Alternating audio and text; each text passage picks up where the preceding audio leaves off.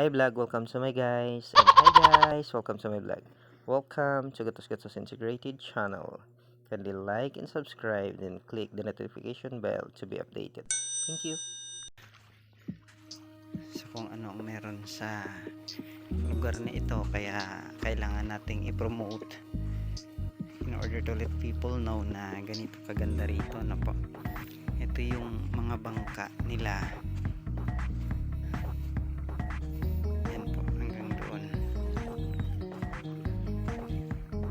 Tapos yun yung isla. Yun yung bangka na sinakyan namin papunta rito, yung kulay blue. So yan po. Kung mapapansin ninyo sa malayo, yung maraming blurred lang ng bahagya, maraming mga empty bottles, tapos yung styrofoam na nakalatag po doon sa gitna ng dagat, mga more or less 1 kilometer away from the seashore. Yun po ang tinataniman nila ng tinatawag nila ritong guso or seaweeds, ano po, agar-agar. So ayan, ipasyal ko kayo rito para masilayan ang ganda ng view ng lugar. Ito na po, dito pa lang ibang mga kasamahan namin kaya wala sila roon. Ayun, ito pala, i-document ko po. Ito yung pinagbilaran o drying method nila ng guso. Ano po, dito nila binibilad para matuyo. Ito po, yan siya. Ito yung isang antas at paraan ng hanap buhay nila rito sa dagat at sa lugar na ito ng Cagayan City. Ano po, seaweeds or agar-agar, guso kung tawagin, ano po, any of those terms. So ngayon ang ginagawa nila rito, ito yung binanggit ko kanina na mayroong styrofoam po, tapos yung empty bottle water, kasi nagiging floater po yun sa gitna ng dagat. Tapos saka sila nagtatanim o nagpupunla, ano po, yung small part ng seaweeds ay tinatali nila rito, yung parang ganito po, yan, nakatali yun. Tapos aantayin nila ng couple of weeks, tsaka iha-harvest based on what they taught us ay excuse, bali mga ano po ito, 3 weeks to 1 month before nila harvest galing doon sa dagat, ano po. So marami pong harvest nila rito, tapos ita-dry nila ito, ano po. Magandang hapon po. Ano yun, baboy? Okay. Opo, may napadaan. Ito lang silang baboy. So yun mga mamsar, ano po, tuloy natin. Ang isa sa proseso nila ay magtatali sila ng bahagya o kaunti doon sa lubid, lalagyan ng floater, tsaka itatanim sa dagat. Palutang-lutang po yan doon ng mga 3 weeks to 1 month. And then after harvesting, isasakay nila halimbawa sa bangka kagaya po noon, kuha doon sa dagat, ilalagay sa styro, ano po, mga gaya ng tray method, tapos iaahon dito, ilalagay po sa net na ganyan. Maski isa ang banda sa area na ito, ilalagay nila ng net. And then after that ay pagka medyo tuyo na, pwedeng ihang nila ng ganon, pwedeng sa net din po. Pagka natuyo na siya at nagiging puti, medyo nagkukulay puti po ito mga mamsar, pag dry na siya, no po, sa kanila ilalagay sa sako at kukunin naman ng namimili rito sa kanila kung magkano ang kilo na napagkasunduan nila. So far ang method ng way of living nila rito ay halos guso at pangingisda. Na po, naninisid sila ng isda rito sa madalas. Mayroong tinatawag na isda sa bato, which is mga first class din nga po nga isda, at mga sariwa, tsaka nila ibinibenta sa icer.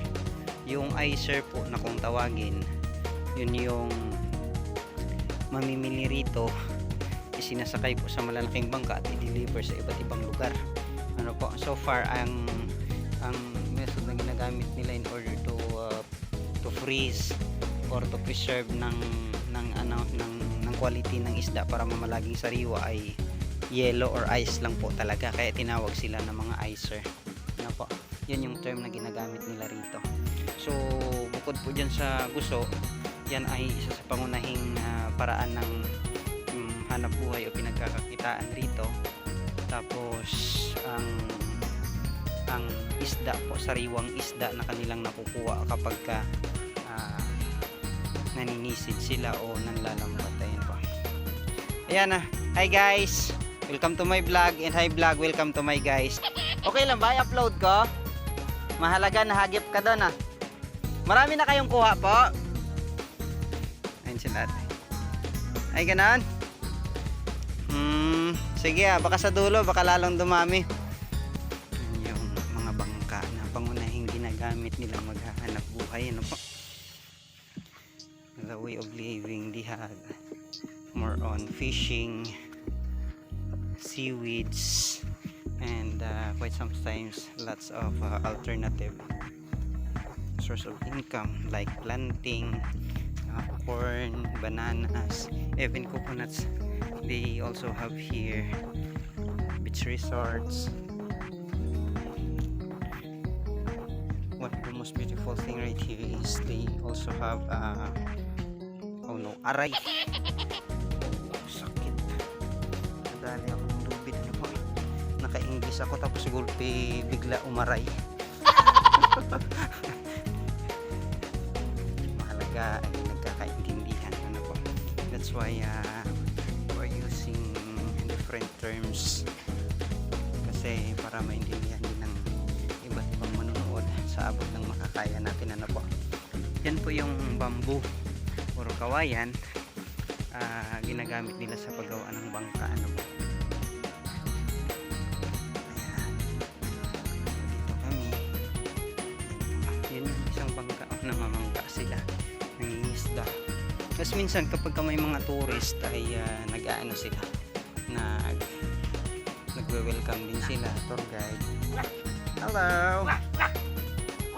May hapon! Madam, okay lang? Pwede kunan ng picture at video? Yung gusto? Okay lang po. Samantalahin ko po salamat po Yan. Yan po Madam, tinatakpan siya kasi ano po, para hindi mabasa ng ulan. Yan yung proseso na ginagawa nila. Ang galing Yan yung tinatawag dito, kanina, agar-agar no. Sa kabilang term kuya, na siya, guso. Ayan. Sa ganito siya tinatali, po. Yan yung parang ginagawang binhi. Tapos itatali siya sa lubid, tapos itatanim sa dagat. Ngayon, pansin ko lang, magkaiba yung kulay ng yun po. Bali tatlong kulay. Yung puti, yan yung tuyo na. Yan yung mas yung kulay puti, yan na yung dry na talaga. Pwede nang i-deliver. Ganito no, dry na rin halos to no po. Tinatakpan nila ng luna o trapal para it will serve as shelter para hindi mabasa. Just to protect from direct against the rain po. So mga ilang weeks po o araw na binibilad po ito ate? Ang mga 1 month po. Depende sa kalagayan ng panahon kasi minsan ang weather condition ay biglang sumasama ang panahon.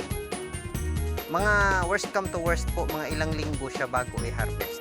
Kung halimbawa may parating na bagyo, 2 weeks pwede nang i-harvest o pwedeng pilian. So ang pinaka-safe niya ay mga 3 weeks talaga kasi 1 month, di ba po? 3 weeks to 1 month. Sila malalaki talaga, no po? So yun ang disadvantage ng marketing nito, no po? So maselan din sila sa pagbili, ano po? Ano ang pinakaginagawa nito po? Bakit siya tinatanim palalo? Tapos bakit binibili siya? Anong ginagawa nito po? Para i-cut ko lang siya ng bahagya, may putol-putulin ko lang. Pagkatapos i-upload ko. Para documentation lang po, no? Kasi nagba-vlog ako ng bahagya po Para promote din po ang Cagayan Silyo. Okay lang po. Para lalong dumami ang mga turista ninyo rito. Okay. Salamat po ah.